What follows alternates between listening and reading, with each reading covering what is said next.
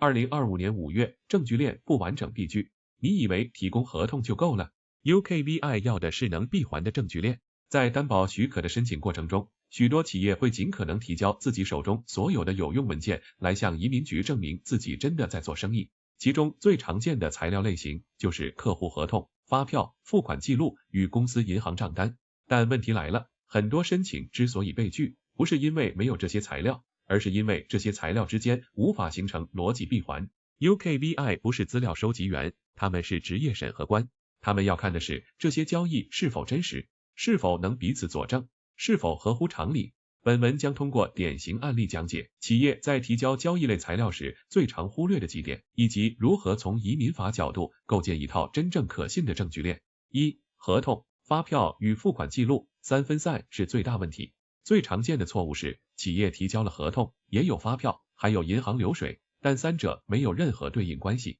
常见情形包括，合同金额为18000英镑，银行账单中却只出现了一笔5000英镑的入账，发票日期是5月，付款记录却在3月或8月，时间对不上。合同显示客户为 A 公司，但汇款方却是 B 个人账户，多笔汇款无任何发票或合同与之对应。这些问题单独看都可能合理，但 UKVI 在审查时只看一件事，这是否是一次可信的商业交易。如果你的证据链断裂，移民官就有权合理怀疑你提交的可能是伪交易或关联账户资金调拨。2、客户信息不完整，付款来源含混。UKVI 在近年来的担保审核中，越来越关注客户身份是否真实存在，因此若提交的合同中没有公司注册信息，如 company number， 没有联系方式或邮箱无法验证，付款方是私人账户而非客户公司对公账户，或者付款账户归属地与客户公司注册地完全不一致，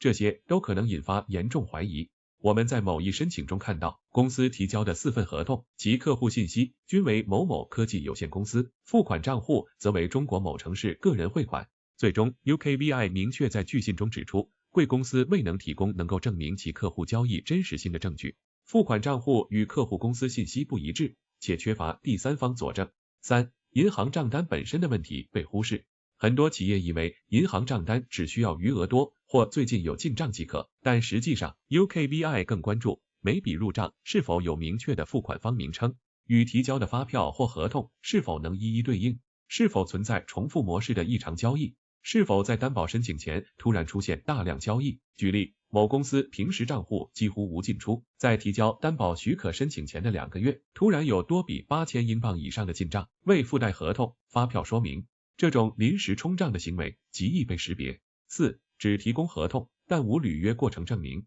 UKVI 审核标准中明确提到，合同本身并不能完全证明企业在运营，除非能提供服务交付或履约的相关证据，包括但不限于项目成果报告、客户反馈或签收确认、邮件往来记录、项目讨论、报价、确认等、服务截图、视频、后台数据记录、第三方物流记录，如快递单、发货通知。特别是跨境服务型企业，常常声称客户在中国或其他国家，但无法提供任何除合同以外的履约资料。UKVI 往往据此认为商业行为缺乏可验证性。5、文件的建议，构建完整的商业闭环，举证要讲故事。作为移民法律服务机构，我们在辅助客户处理这类问题时，不仅是补文件，而是围绕每一笔交易构建完整逻辑。举例，一笔真实业务交易的证据链应包含1、客户资料清晰，公司名、注册号、联系方式。2、合同有签字盖章，金额明确，时间完整。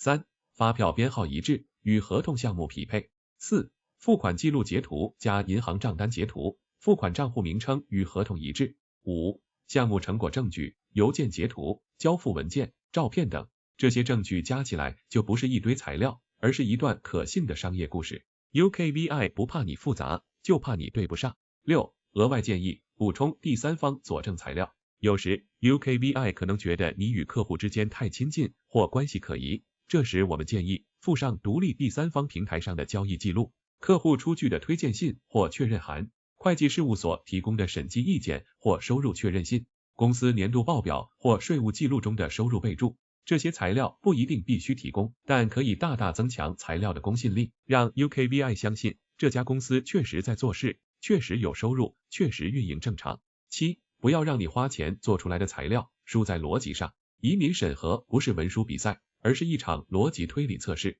每一笔钱、每一张纸、每一个人名 ，UKVI 都会追问一句，这说明了什么？它能自证其合理性吗？我们见过太多企业，材料很努力，交易也是真实的，但因为逻辑不完整，证据对不上，最后被贴上不可信的标签，错失担保资格。所以我们常说，材料不是多就好，是要能连起来讲道理才行。如果您担心现有交易记录是否足够有说服力，或想让专业团队协助您整理逻辑，补强证据链，欢迎联系我们，我们可以为您做担保申请的材料逻辑体检。点关注，获得更多资讯。